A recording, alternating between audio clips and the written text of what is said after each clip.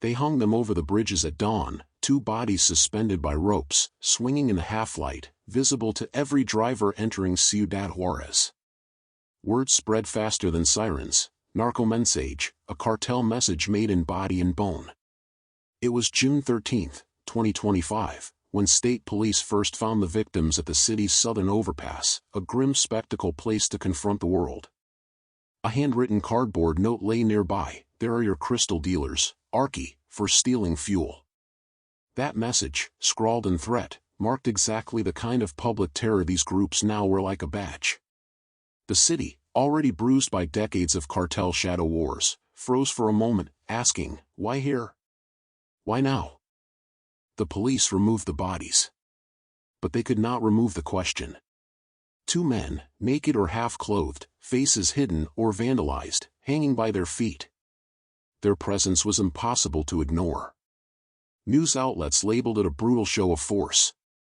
Within hours, social media lit up with grainy photos, shaky smartphone video, the scene reposted, recaptioned, real and unreal rolled together. Citizens sent messages to loved ones: "Don't go out tonight." But this was not the first time the region saw such displays. Across Mexico, cartels have long used violence not only to kill, but to broadcast, to dominate the narrative. In Michoacán, in 2019, 19 mutilated bodies were left in parts of the city, 9 of them hung from a bridge with banners from CJNG boasting their reach. What changed now is scale, audacity, and the sense that these are not isolated acts, they are signals being sent in a cartel civil war. This opening scene is not just violence. It is punctuation, a blood period at the end of a sentence this city has been writing for years. But the sentence wasn't over. The note left at the scene referenced crystal dealers and fuel theft, two words that link drug flows and the illicit economy, showing how cartels' battles are never only about territory, but about control, money, resources. And when the authorities responded, they had no answers. Local security officials described a bad impression left on Juarez, noting multiple homicide scenes that morning. Meanwhile, as the city reeled, a video clip surfaced at 2:13 a.m., grainy, underlit, the same bodies, but a voice added, subtly naming rivals. That clip became the spark. It was shared, edited, reposted, manipulated, until the message was no longer just a murder but a media campaign. We traced that clip's digital journey. It passed from burner phones, to a local Wi-Fi cafe, to messaging forwards, to a server cluster. We discovered that the original upload was overwritten several times, filters added, names inserted, voiceover layered. At its end was an accusation: they stole fuel. They dealt crystal. They betrayed us. That accusation tilted the balance. In a war where nobody admits fault, such public naming becomes a verdict. Here's what matters: the hangings were not just a warning to rivals, they were a threat to every institution in Juarez. To police. To judges. To journalists. To the families who dared to speak. The message: we see you. We can reach you. Within days, attacks escalated. Lawyers were murdered. Bodies were burned. Murders spiked. The civil war inside the cartel spilled into the streets. This is not the story of one cartel. It is the story of a fissure within that world, a fracture so deep it threatens the old order. In the next section, we go deeper. Who wrote that note? Who filmed that clip? How did the names travel across phones and borders? And most importantly, who pulled the strings behind the bodies hanging on the bridges of Juarez? These first deaths were only the opening move. In this civil war, the blood writes the headlines. And the headlines are the battlefield. Stay with me. You are watching True Crime Cartel Originals. Before we dive into today's story, I've got one small favor to ask. If you love deep, real stories like this, tap the like button, hit subscribe, and drop a comment below telling us which city you're watching from. It helps more than you know, and it allows us to keep bringing you stories no one else dares to tell. Now, let's get into the story. Ciudad Juárez did not wake up to this war overnight. To understand the bodies hanging in 2025, you must step back into the dusty streets of the 1990s, when Juarez was still called the murder capital of the world. It was the city where the Juárez Cartel once reigned supreme, where its leader, Amado Carrillo Fuentes, El Señor de los Cielos, the Lord of the Skies, built an empire so vast, he was said to move more cocaine than Pablo Escobar at his peak. But when Amado died in 1997 during a botched plastic surgery to change his face, Juarez was left with a power vacuum, and with it, a curse. His empire did not collapse, it fractured. And from those fractures came splinter groups, traitors, and rivals that would haunt the city for decades. The Juárez Cartel was not just a criminal organization. It was an institution. It controlled smuggling corridors into El Paso, it bribed politicians, it buried bodies in the desert sand. And yet, compared to what would come later, the old Juárez Cartel almost seemed predictable. It lived by certain rules. Violence, yes, but calculated. Orderly. Contained. But the new generation had no such discipline. They were raised in chaos, nurtured by brutality, and they understood one truth: fear was currency, and blood was a language more powerful than money. By the mid-2000s, a rival force entered Juarez, the Sinaloa Cartel under Joaquin El Chapo Guzman. They wanted the bridge crossings, the highways, the tunnels. Juarez became the crown jewel of drug trafficking routes, and Sinaloa would not stop until it was theirs. From 2008 to 2012, the so-called war for Juarez left more than 10,000 dead. Entire neighborhoods became ghost towns. Bodies piled up in the streets, mutilated, dismembered, burned. Local morgues overflowed. And ordinary people, shopkeepers, taxi drivers, children, were caught in the crossfire. One killing became infamous, a massacre at a birthday party in Villas de Salvarcar in 2010. 16 teenagers shot dead in a house, victims of mistaken identity. Government officials first blamed the kids, calling them gang members. But when the truth emerged, that they were innocent students, Juarez exploded in rage. Trust in the state evaporated. People understood what they had long suspected: the government was not fighting for them. It was negotiating, balancing, even feeding the war. The killings were not just numbers. They were theater. Cartels learned to stage violence for maximum impact. They hung banners, narcomantas, accusing rivals. They dumped bodies in public squares. They left decapitated heads in ice coolers with notes. They filmed executions, uploaded them to the internet, each video more gruesome than the last. In Juarez, violence became content. And the city became addicted to fear. And yet, in this storm, alliances shifted like sand. Former allies turned on each other. Families that once dined together now sent assassins at dawn. And with every betrayal, the methods of murder grew darker, more creative, more public. By 2015, Juarez had seen enough blood to last a century. And for a brief moment, it seemed as if calm was returning. The Sinaloa Cartel had gained ground, violence dipped, and the city began to breathe again. Businesses reopened, tourists trickled back. But beneath the surface, something deadly simmered. That calm was a lie. Because in the shadows, a new generation of killers had been training, waiting, watching. They had studied the mistakes of their fathers. They were hungrier, colder, more ruthless. And when they struck, it would not be quiet. The hangings in 2025 were not random acts.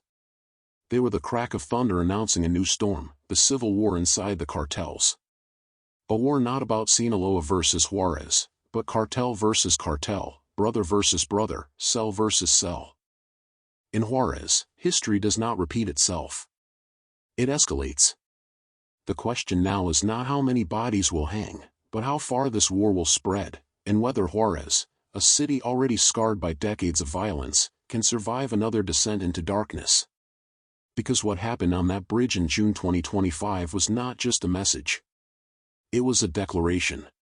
And now, we trace that declaration to the men who ordered it, the networks who spread it, and the enemies who vowed revenge.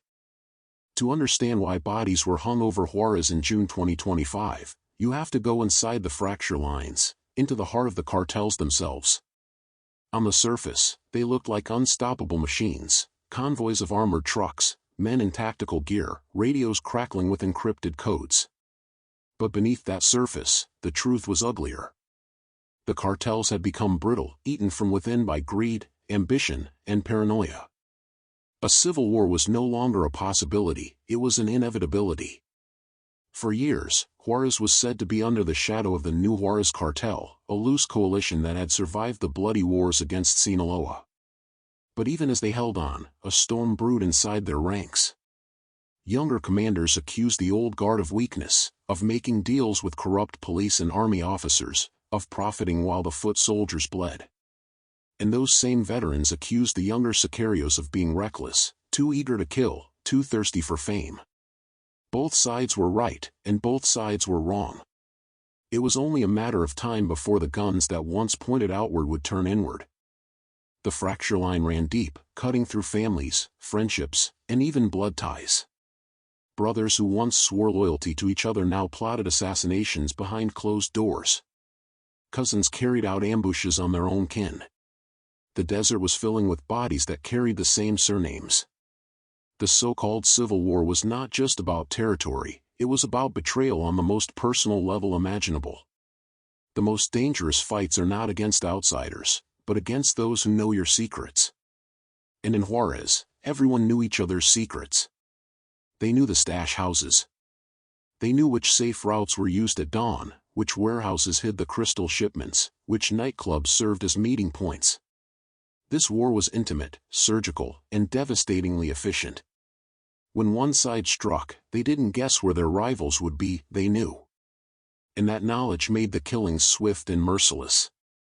The hangings of 2025 were more than just executions, they were proof of infiltration. Someone had betrayed someone else. Someone had whispered the wrong name to the wrong ear. That is why the victims weren't faceless strangers. They were crystal dealers, accused in the note of stealing fuel. The charges didn't matter, what mattered was the spectacle. Hanging them from the overpass meant the killers wanted every driver, every commuter, every child staring out the backseat window, to see the consequence of betrayal. And here lies the cruel genius of cartel warfare: the more public the killing, the stronger the message. You don't just eliminate a rival. You write their obituary in flesh and bone, in the middle of the city, for everyone to read. The Civil War escalated almost immediately after. Retaliations came fast. Lawyers tied to cartel figures were shot in daylight, their cars ambushed on busy streets. Journalists investigating corruption vanished, leaving behind only half-written articles. Even police commanders began turning up dead, their uniforms stripped, their badges tossed beside their bodies as mocking trophies. This was no longer the old cartel war of Juarez versus Sinaloa. This was chaos, a cartel eating itself alive, purging its own, while ordinary citizens lived in fear of crossing invisible lines they couldn't even see. Because in this war, the rules changed every day. One week you could be safe working for a certain cell. The next week, your boss could be dead, your name suddenly appearing on a list of targets. Allegiances shifted like desert winds, and survival depended not on loyalty, but on sheer luck. And yet, the killings weren't random. They followed a rhythm, a brutal choreography. First came the public hangings, the warning shot across the city's bow. Then came the daylight assassinations of high-value targets, the lawyers, the financiers, the men who moved the money.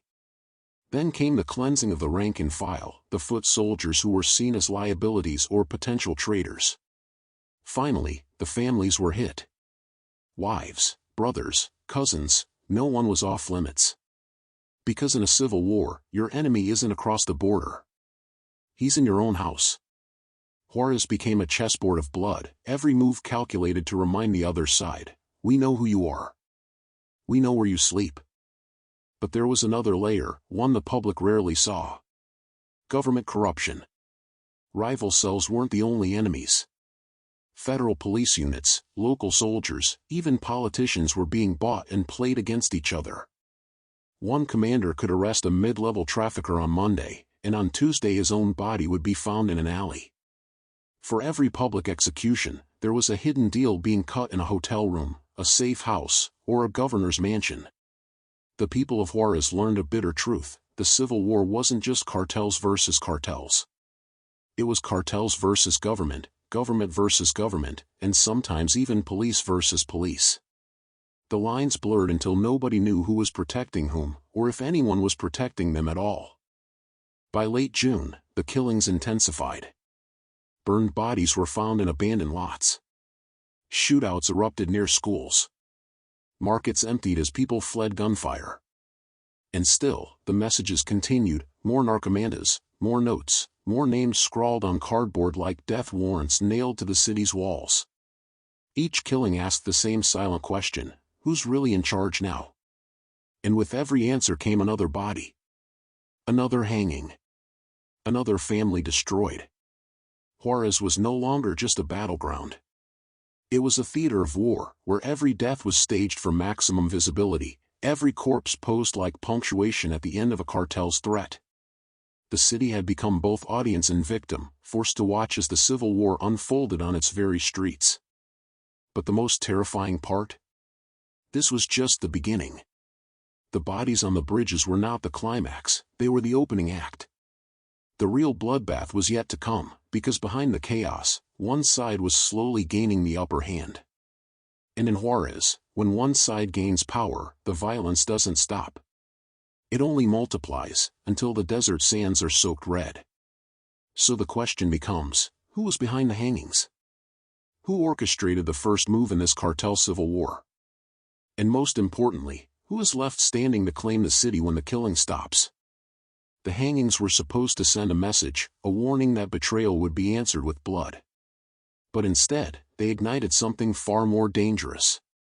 They lit a fuse, and in Juarez, that fuse connected to a powder keg stretching across every barrio, every bridge, every safe house in the city. What followed was not order, not control, but chaos, raw, unfiltered, indiscriminate. The streets became execution grounds, daylight turned into ambush hour, and the air smelled of burning gasoline and cordite. Juarez had seen wars before, but this was different. This was a city eating itself alive. The first sign of escalation came in the form of fire. Burned bodies appeared across the city, in alleys, in abandoned lots, inside the charred shells of cars.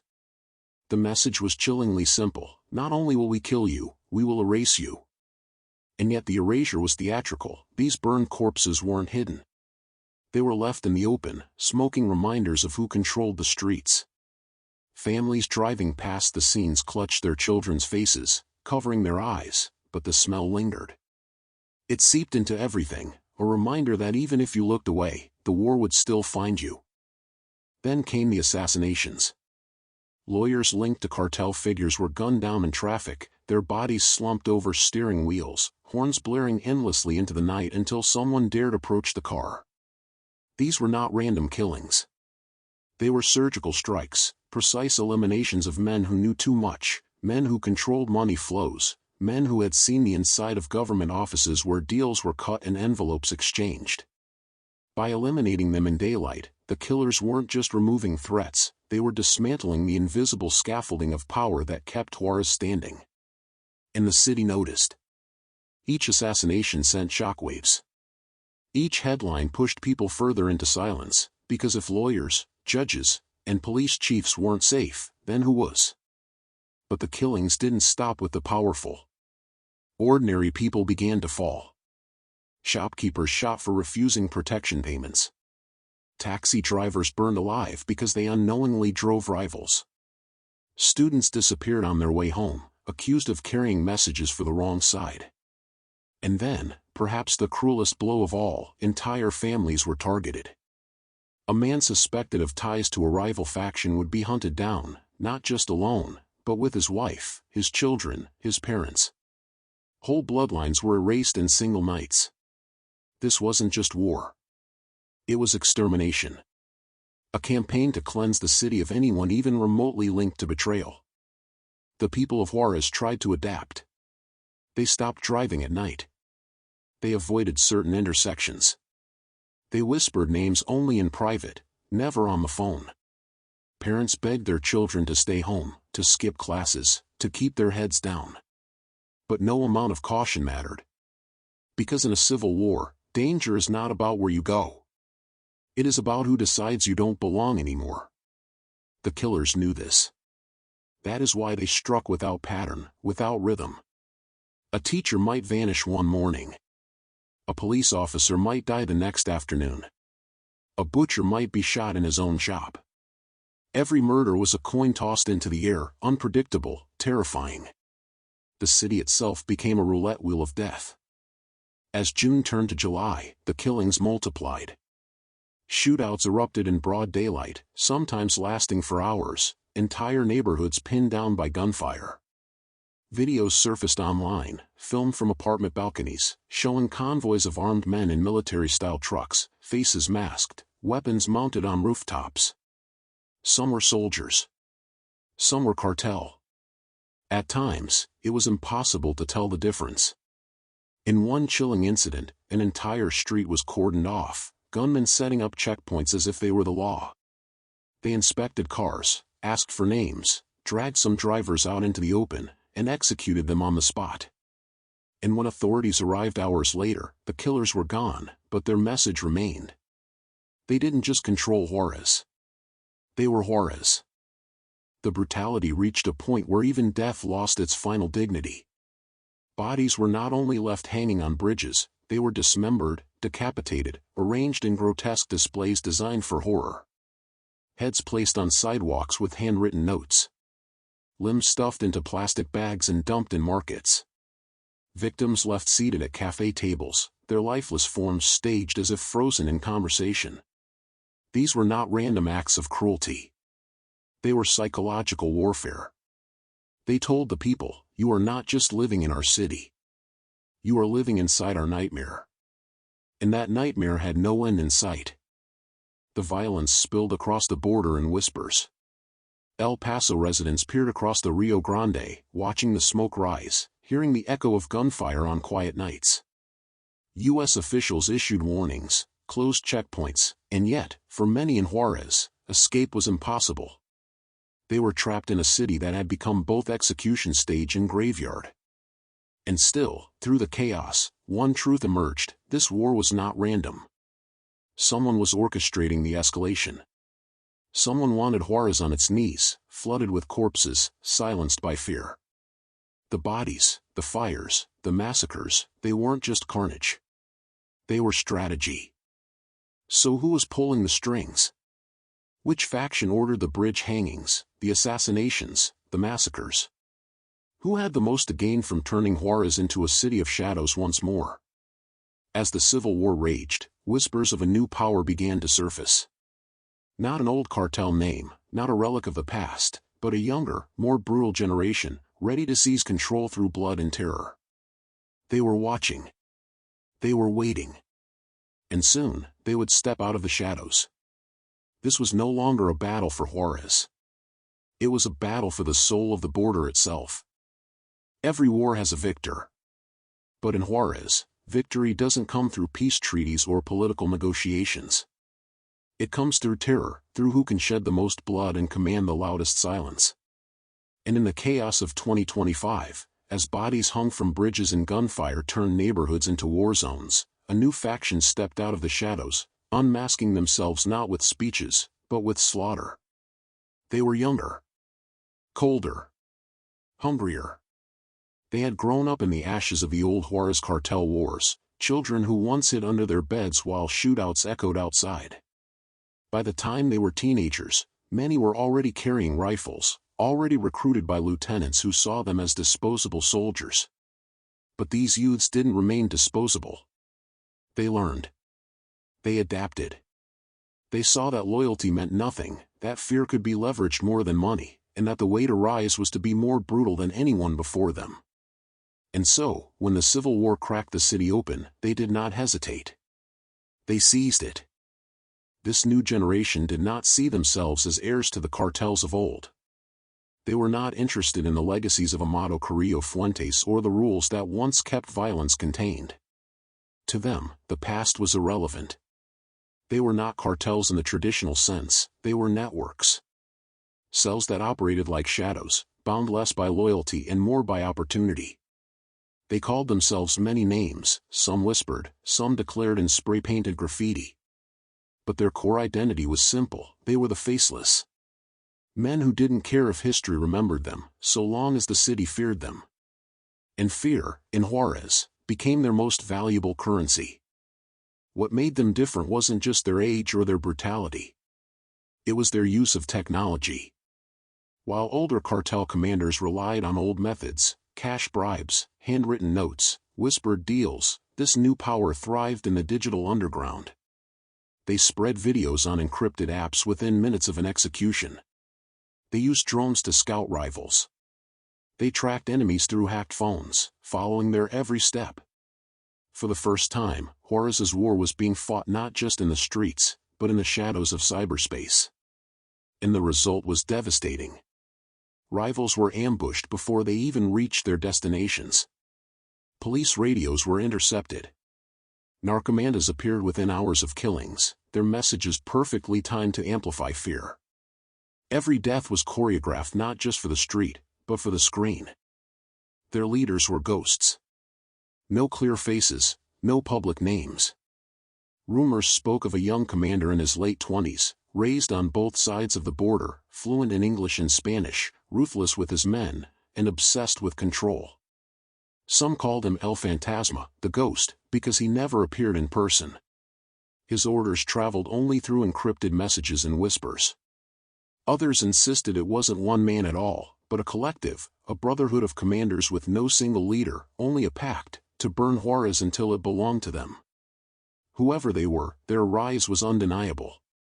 Each week, more bodies appeared. Each week, their rivals shrank. And soon, whispers in Juarez grew louder: the Faceless were winning. Their signature was precision. While older cartels often killed indiscriminately, the new power made every death count. They eliminated rivals not just on the street, but in the mind.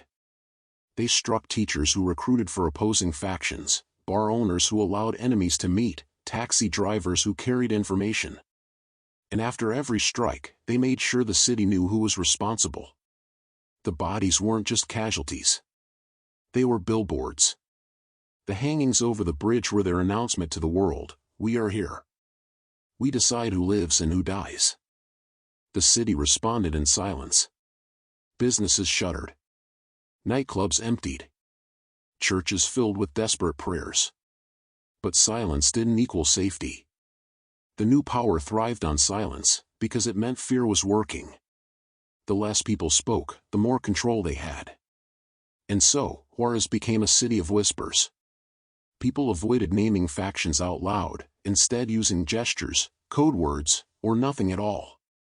Children grew up knowing the rule: don't talk about what you see. Don't repeat what you hear. Don't look at the men in the trucks. Juarez had always been dangerous. But now, it was suffocating. And while the city drowned in silence, across the border, officials watched with unease.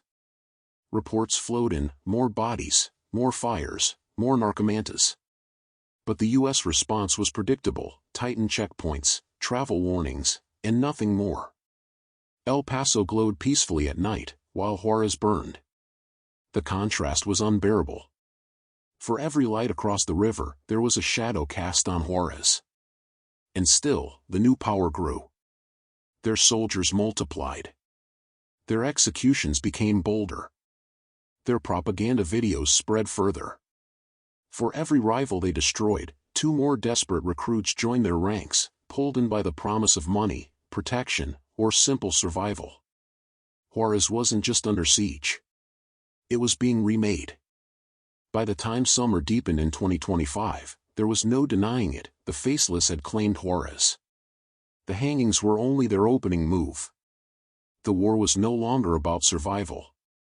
It was about domination.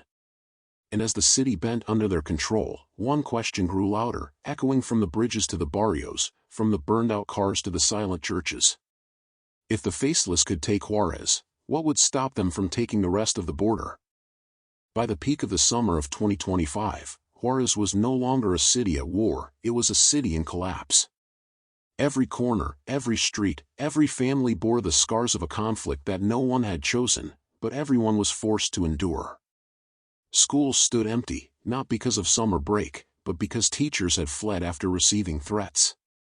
Grocery stores operated behind half-closed shutters, owners too afraid to leave the lights on after dark. Mothers sent their children to bed with whispered prayers, not knowing if the dawn would bring silence or gunfire. And yet, the bodies never stopped appearing. Each week, more were hung from bridges, stuffed into trunks, or left along dirt roads as warnings. Each death was no longer just an act of war between rivals, it was a message to the entire city: you are powerless, and we are everywhere. The collapse wasn't sudden. It was gradual, like a city slowly suffocating under its own smoke. Hospitals became morgues.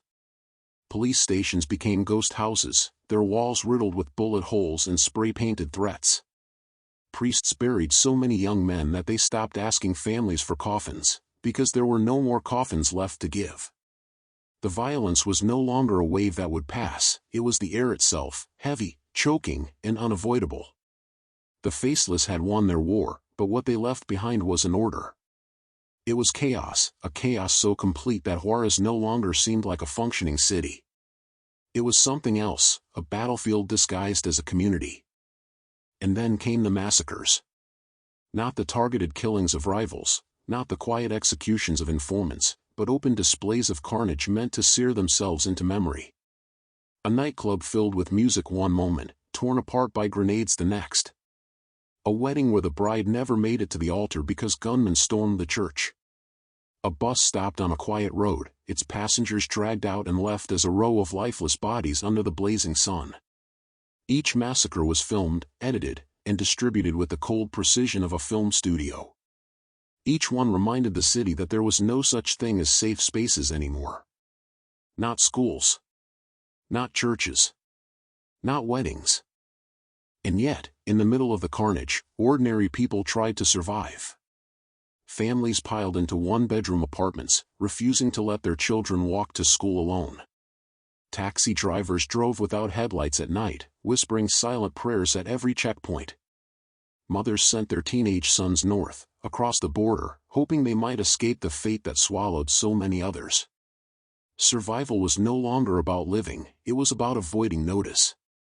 Because in Juarez, to be noticed was to be marked. The Faceless tightened their grip not just through bullets, but through silence. They infiltrated police ranks. They placed spies in courtrooms. They paid off politicians. Every time someone dared to speak, they disappeared. Journalists fled the city in droves, leaving behind newspapers that now printed only government-approved lines. The truth became a ghost, whispered in secret but never written, never recorded. Juarez didn't just lose its safety, it lost its voice.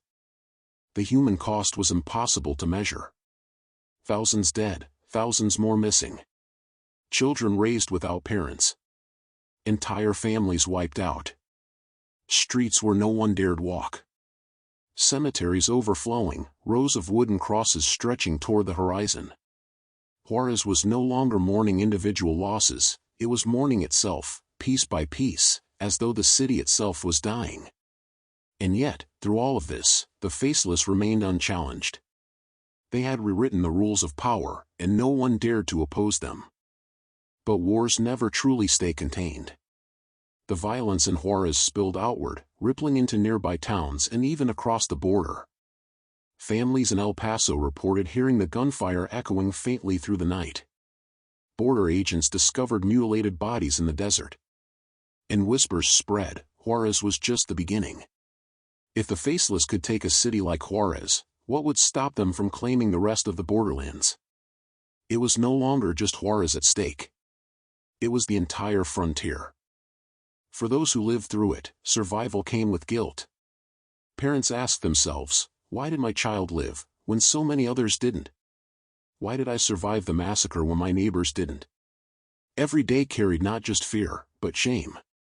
A shame that twisted into silence, and a silence that became the soil in which the Faceless thrived. The collapse of Juarez wasn't only measured in deaths. It was measured in what it took from the living, their voices, their hope, their belief that tomorrow might be better. By the end of the summer, Juarez was a city transformed beyond recognition. Streets once filled with music and laughter were now graveyards of burned cars and shuttered shops. The bridges that once symbolized connection now symbolized death. Every nightfall carried the same question: who will not see the morning? And in that question lay the true collapse. Juarez wasn't just being destroyed physically, it was being destroyed spiritually. The people no longer believed in rescue, in safety, or in salvation. The city had been left to bleed, alone, under the watchful eyes of men without faces. But in the ruins of Juarez's collapse, one final truth emerged, a truth that would shock even those who thought they had seen everything. Because as investigators dug deeper, as whispers grew louder, evidence began to surface of something darker. Something deeper. The war was not what it seemed. And Juarez was not just a victim. In every war, there comes a moment, not of peace, not of victory, but of rupture. A moment where the story shifts, where the blood-soaked ground gives way to something unexpected. In Juarez, that moment came not with another massacre, but with a whisper. A rumor. A betrayal so quiet at first, no one believed it, and yet so devastating, it would shake the foundations of everything the Faceless had built. For months, Juarez had drowned under their control. The hangings, the silence, the fear, it all seemed absolute. But power built on shadows is fragile. And sometimes, the greatest threat to a kingdom of fear doesn't come from the outside.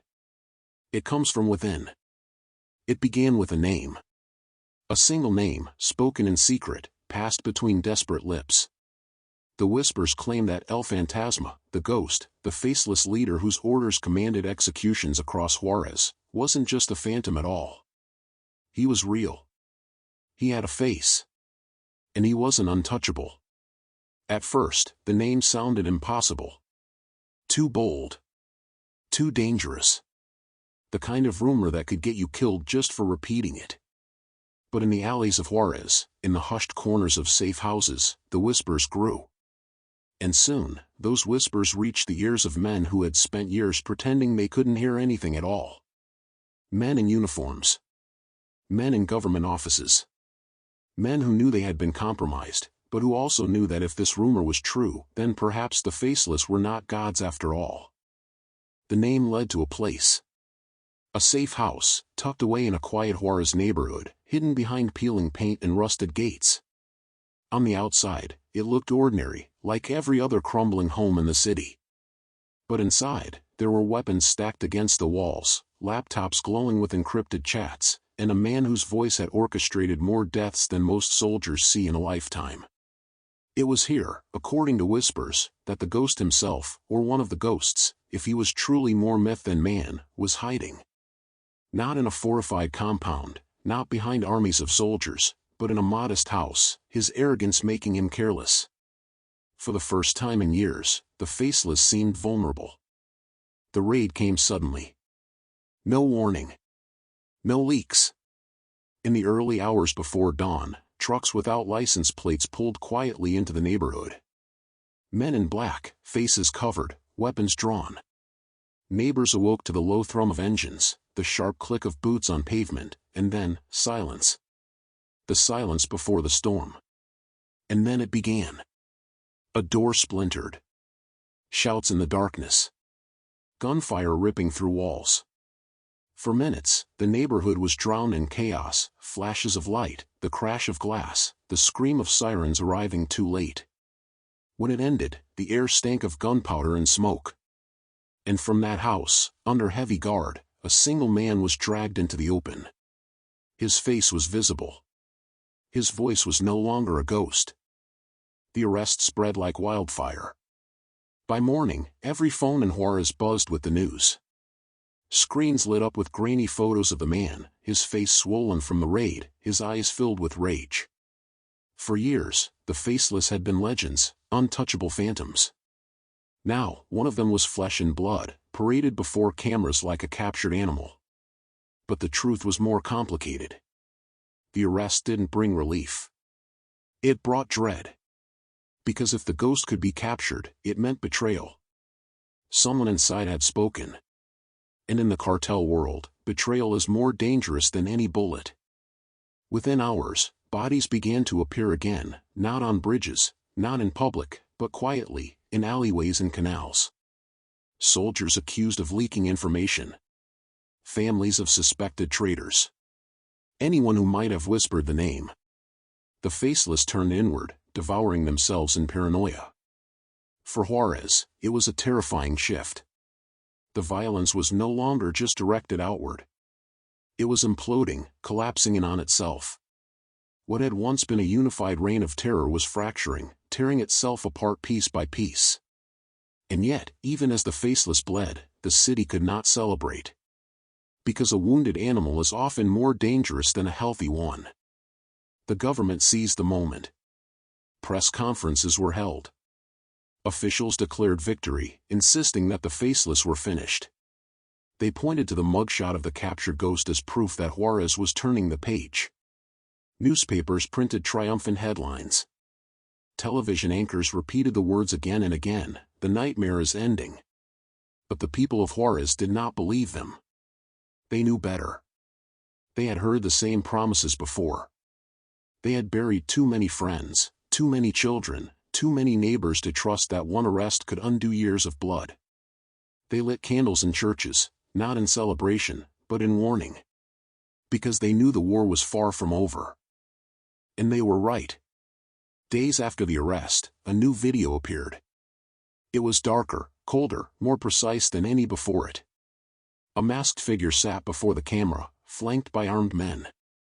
His voice was calm, but it carried the weight of steel. He declared that the faceless were not broken, that the arrest meant nothing, that Juarez belonged to them and always would. And then, with a chilling smile, he promised that the next wave of violence would make everything before look like a whisper. The message was clear: the ghost was gone, but the faceless were many. And their war was far from finished. For the people of Juarez, the arrest of the ghost was not a turning point toward peace. It was a turning point toward something more uncertain. The city had seen the mask slip, had seen the faceless bleed, but in doing so, it had also seen the depth of their reach, the fury of their retaliation. And as whispers spread of more names, more betrayals, more arrests to come, one question haunted every street, every church, every silent dinner table in Juarez. If the faceless could survive the capture of their leader, what else could they survive? Because in the end, Juarez had not been freed. It had only been shown a glimpse behind the curtain, a glimpse of the machinery that controlled its suffering. And what the city saw was more terrifying than any ghost. It saw a power that could fracture, and yet remain whole. A power that could be wounded, and yet grow stronger. A power that, even in the face of collapse, refused to die. The faceless had been unmasked. But the question was no longer who they were. The question was, how far would they go to keep Juarez under their grip? Juarez in the aftermath did not resemble a city that had been saved. It resembled a city that had been scarred, deep, permanent scars that no arrest, no government promise, no headline could erase. The faceless still lingered, shadows on the walls of every street. Even without their ghost, their grip remained. And for the people, life became an uneasy balance, learning how to live, not in peace, but in the cracks of war. The sound of gunfire no longer sent people running, it barely drew a glance. Children played soccer in alleyways where blood had dried only days before. Street vendors sold tacos beneath bridges that had once swung with corpses. Juarez kept moving, because it had no choice. And yet, beneath the daily rhythm, there was always the silence. The silence that reminded everyone, the war was not gone. It had simply changed its face. The newspapers printed hopeful words. Officials promised new strategies and renewed security. American politicians pointed across the border and claimed progress, assuring the world that Juarez was healing. But those who lived inside the city knew the truth. Healing was not the word. Survival was. Because every neighborhood still had its ghosts. Every family had its missing. And every mother knew that the line between an ordinary day and tragedy was thinner than a sheet of paper. In the barrios, whispers carried stories too dangerous to print. Stories of new commanders rising in the shadows. Of shipments still moving north under the cover of night. Of young recruits who once feared the Faceless now becoming them. The war had not ended, it had only shifted, evolved, adapted like a virus that refuses to die. And yet, in the hearts of the people, something else lingered too. A quiet resilience. Families still gathered around dinner tables. Churches still filled with hymns. Markets still opened each morning, even if only half the stalls dared raise their shutters. Life clung stubbornly to Juarez, even as death stalked its streets. But the scars remain. They remain in the burned-out husks of cars still rusting on the side of the road. They remain in the classrooms where empty chairs mark the children who never returned. They remain in the hollow eyes of survivors who wake each night from dreams that are not dreams, but memories they cannot escape. Juarez has always been a border city, a place between two worlds, between prosperity and poverty, between silence and survival. But now, Juarez lives on another border as well, the border between remembering and forgetting. Across the Rio Grande, El Paso shines brightly each night, its skyline glowing like a promise. On that side of the border, children walk to school without fear, markets bustle without shadows, laughter fills parks without hesitation. The two cities stand so close that you can see one from the other. And yet, they are worlds apart. For Juarez, the light of El Paso is a constant reminder of what safety looks like and what it has lost. But perhaps the most haunting truth is this: Juarez is not unique. It is not the only city to bleed under cartel wars, nor will it be the last. From Michoacán to Tijuana, from Reynosa to Sinaloa, the story repeats. Bodies on bridges. Families vanished. Governments compromised. Each city has its own faceless, its own ghosts, its own scars. Juarez is only one chapter in a much larger story, a story still being written in blood across Mexico. And yet, even as the Faceless continue their reign, there is one force they cannot erase. Memory. The people of Juarez remember. They remember the bodies, the hangings, the silences. They remember the friends who never came home, the families torn apart, the nights spent praying that dawn would arrive. And in memory, there is power. Because memory refuses to be silenced. It refuses to vanish, even when the Faceless demand it. But memory is not enough to protect a city. Not enough to heal wounds so deep they cut into generations. The truth, as hard as it is to accept, is that Juarez may never return to what it once was. Its streets may rebuild. Its markets may reopen. Its skyline may rise again. But beneath the surface, the scars will always remain. And perhaps, in some dark way, that is the final victory of the Faceless, not just the lives they took, but the permanent shadow they left behind. And so, the story of Juarez ends not with triumph, not with justice, not with a clean resolution. It ends with silence. A silence heavy with memory, heavy with fear, heavy with the weight of lives lost and futures stolen. A silence that speaks louder than gunfire, louder than propaganda, louder than any government press conference. It is the silence of a city that has survived, but at a cost so heavy, survival itself feels like a kind of death. And as we leave Juarez behind, one final truth lingers: wars like these never truly end. They pause. They shift. They were new faces, take new names, claim new streets. But the violence, the fear, the silence, they remain. And somewhere tonight, in Juarez or in another city along the border, another truck will roll through the streets. Another whisper will become a gunshot. Another life will be claimed. And the cycle will continue. Because in places where fear rules, the war is never over. It is only waiting.